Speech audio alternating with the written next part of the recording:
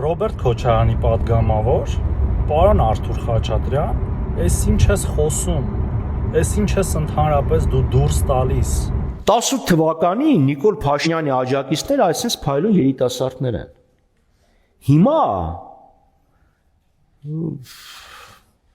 թոշակառուներ են։ Ավել բան չխոսեմ, ավել բան չխոսեմ։ Մեծամասամբ թափած ատամներով, երևում այլի որ կյանքի ինչ-որ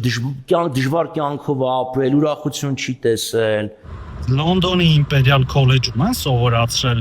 մարդկանց նկատմամբ նման խտրական վերաբերմունք ունենալ։ Իսկ կարող է այդ թոշակառուները երկար տարիներ ձեր կառավարման շնորհիվ են այդ վիճակում եղել ու հիմա աստիճանաբար եւ ատամներն են սարքում եւ ավելի լավ են ապրում, հա՞։ Խելքներդ հացի հետ եք կերել դուք ընդհանրապես բոլորդ։ Ու հետո էլ ակնկալում եք, որ մեր իմաստուն ժողովուրդը ձեզ ձայն է տալու։ Զրո ձայն սրանց նմաններին։